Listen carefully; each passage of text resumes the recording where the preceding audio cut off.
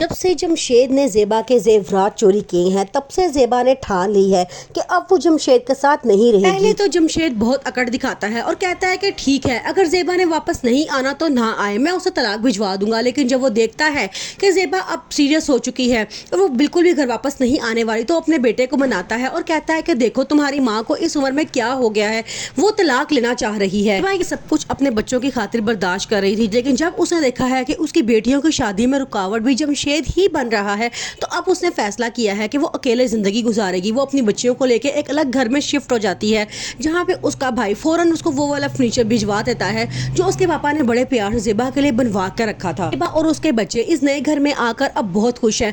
वो कहते हैं कि यहाँ पे हम एक पुरसुकून और मुतमईन जिंदगी गुजार रहे हैं, यहाँ पे हमें किसी का खौफ नहीं है कि अभी कोई शख्स आएगा और हमें डांटना शुरू कर देगा। पता नहीं आने वाले शख्स का मूड कैसा होता है और हमें उसको बर्दाश्त करना है। जमशेद अब बिल्कुल अकेला रह गया है। ज़ेबा जो हर वक्त उसके नाज नखरे उठाती रहती थी, अब उसके नाज नखरे उठाने वाला कोई नहीं बचा। मामा और बहनें भी उसे समझाने की बड़ी कोशिश करती हैं, लेकिन ज़ेबा अब डट चुकी है और कहती है कि बस अब मैं और बर्दाश्त नहीं कर सकती और इस तरह के इंसान के साथ जिंदगी गुजारना मेरे लिए पहले ही बहुत मुश्किल था और अब मेरी हिम्मत जवाब दे चुकी है। अब मैं खुला का केस दायर करूंगी और यह है कि अब मैं पलटने वालों में से नहीं हूँ और अब मैं अपने साथ होने वाली ज्यादतियों का हिसाब लूंगी। ज़ेबा का ज़ब्त अब पूरी तरह से टूट चुका है। अब वो जमशेद के साथ रहना नहीं चाहती, इसलिए उसने खुला का केस दायर किया है। जमशेद जो उसे एक कमजोर औरत समझता था, उसके इतने बड़े फैसले पे बहुत हैरान हुआ है। वो अपने बेटे से कहता है कि तुम्हारी माँ उम्र के इस हिस्से में अलैदगी चाहती है, यहाँ तक कि खुला ले रही है, तो वो आगे से कहता है कि मेरी माँ कब तक आपकी जुल्म और ज्यादतियाँ बर्दाश्त करती। उन्होंने जो फैसला अब लिया है उन्हें काफी पहले ले लेना चाहिए था।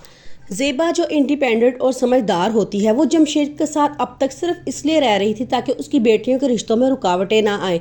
लेकिन जब उसने देखा कि उसकी बेटियों के रिश्तों को ना सिर्फ जमशेद की वजह से हो रही है, तो वो फैसला करती है कि अब उसे अलैदगी इख्तियार कर ली जाए ताकि उसकी बेटियों की ज़िंदगी आगे से अच्छी गुजरे।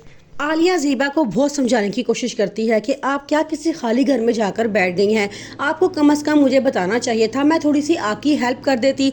आगे से वो कहती है कि घर खाली ज़रूर है लेकिन पुरसुकून है, वहाँ मुझे किसी चीज़ का कोई खौफ नहीं है। कि पहले तो जमशेद घर की छोटी छोटी चीज़ें उठा लेता था, लेकिन अब बात हद से ज़्यादा बढ़ चुकी है।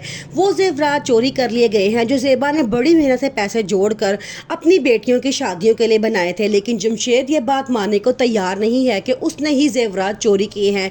अब ज़ेबा का उसके साथ गुजारा बहुत मुश्किल हो चुका है। वो अपने बच्चों को लेती है और घर छोड़कर हमेशा के लिए वहाँ से चली जाती है और किसी किराए के घर जाती है और वहाँ पे अपने बच्चों के साथ जिंदगी गुजारना शुरू कर देती है। मामा को जब सारी बात पता चलती है तो वो बड़ा परेशान होती है और ज़ेबा को समझाती है कि तुम जवान बेटियों को लेके कहाँ चली गई हो, इनकी आगे शादियों और रिश्तों में मसला होगा। तो वो कहती है कि मामा इसके साथ होते हुए भी लोग हमें इनकार करके चले जाते थे क्योंकि इसकी रेपुटेशन अच्छी नहीं थी।